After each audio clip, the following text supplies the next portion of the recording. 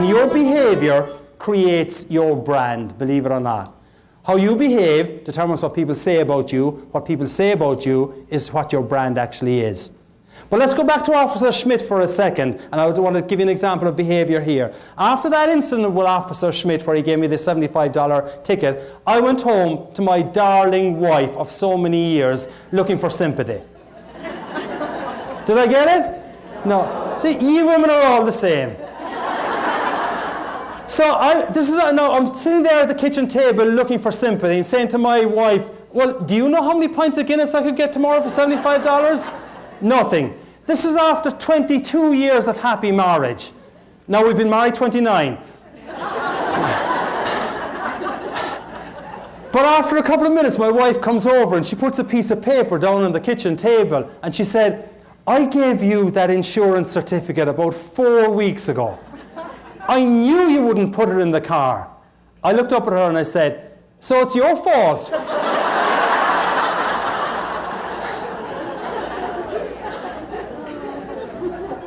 When I regained consciousness,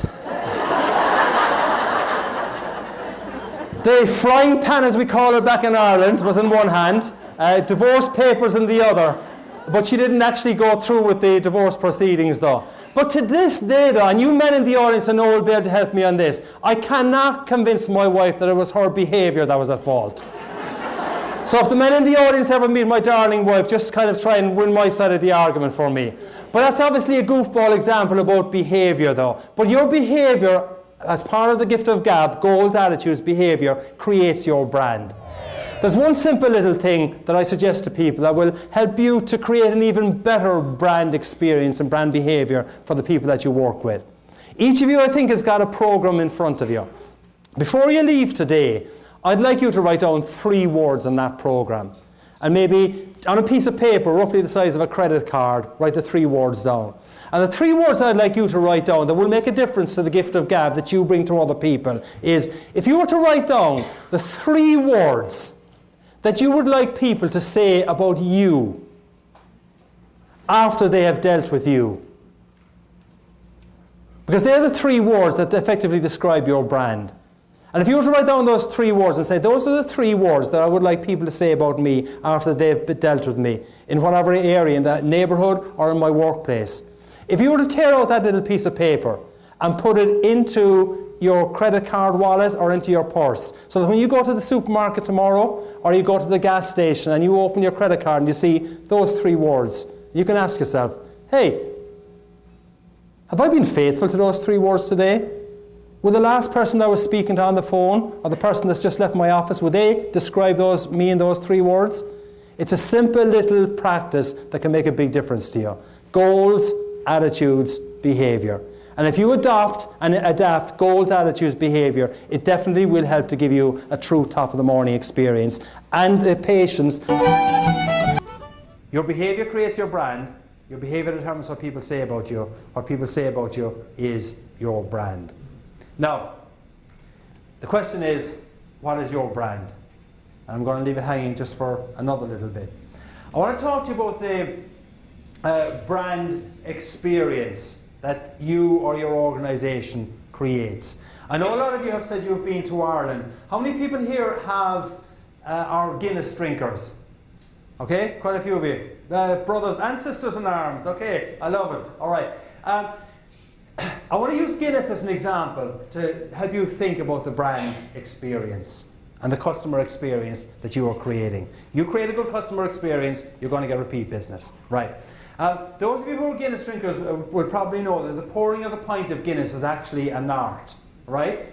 Guinness will tell you that the pouring of a pint of Guinness takes 119.5 seconds. And when you're thirsty, 119.5 seconds is a really long time, but it's worth the wait though, right? But just one simple point on that. It's a little simple marketing technique, and you might be able to adapt it to something that you do with your business. Guinness could say that the pouring of a pint of Guinness takes 2 minutes, and it probably will just go over your head. But when Guinness says the pouring of the pint of Guinness takes 119.5 seconds, you're paying attention. Yeah, you're probably going to remember it. The difference between 119.5 seconds and 2 minutes is half a second. the impact of 119.5 seconds to 2 minutes could well be a lifetime of memory and recollection. All right? So simple little things can make a difference to how your customers remember you or recall. Right.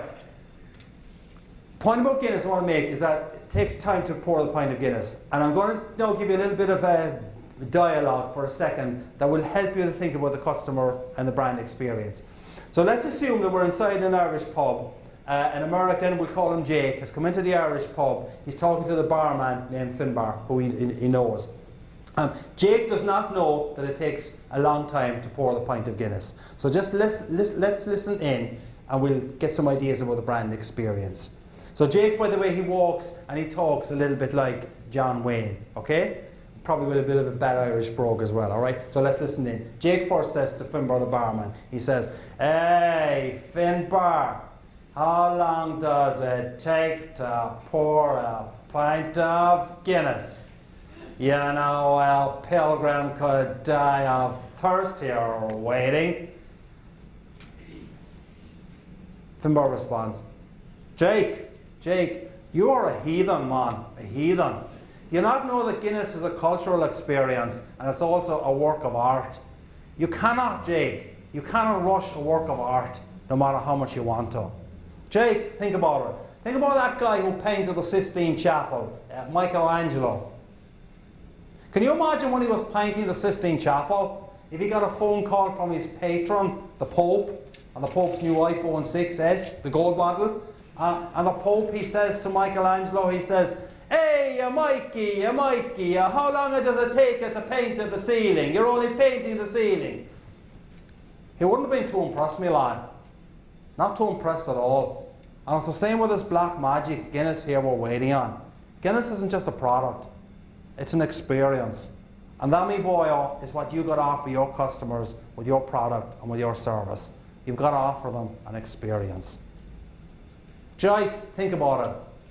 Harley Davidson doesn't sell motorcycles.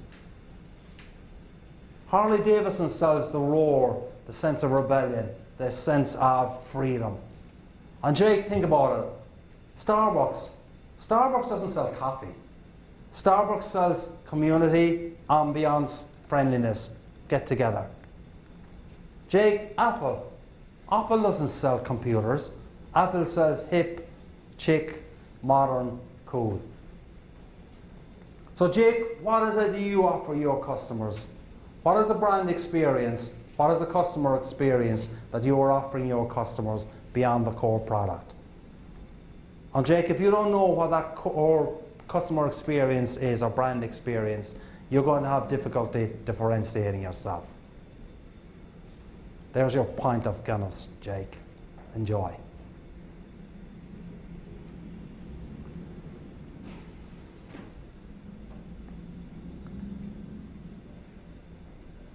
Now, I do believe that if that Irish barman Finbar was here today, the question he will be asking you is, what is the brand experience?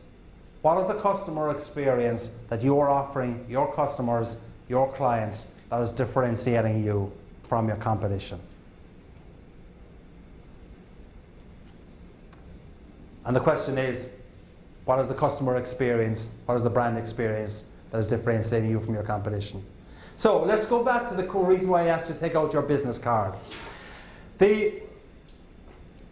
Your behavior creates your brand. Your behavior determines what people say about you. What people say about you is your brand.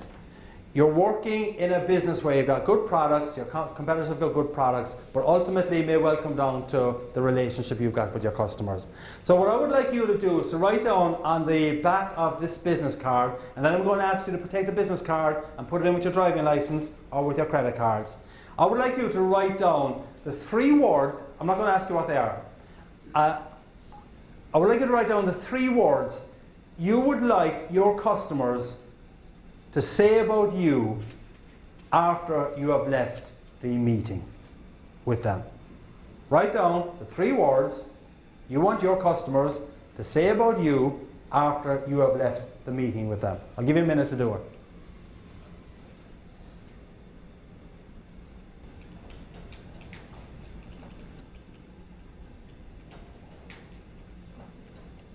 Now, I'll take some questions in a couple of moments' time. So if you have any questions you want to ask about the gift of gab, I'll be happy to take those in a couple of seconds. You might want to think about a few, or you may have some questions you want to ask.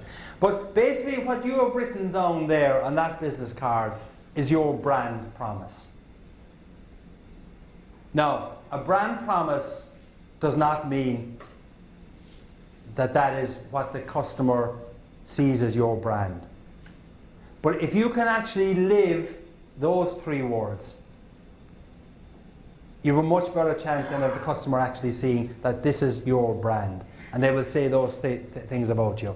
Now, another little part, so the reason why I'm asking you to put the business card back in with your driving license or with your credit cards is that when you go to the gas station tomorrow or go to the airport, you got to take out your driving license for ID, you will see those 3 words. You will say, hey, would Bill, Nancy, Jerry, Francis use any of those 3 words to describe me after they met me at the HMMC conference?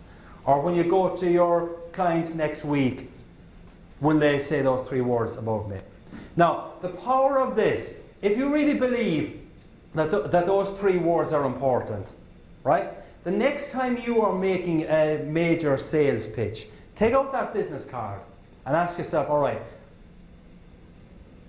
what do I want them to say about me after I finish the meeting? I want them to say that we're proactive, very good on follow-up, innovative, easy to work with, whatever words you want to use, right? Now, if you have that clear vision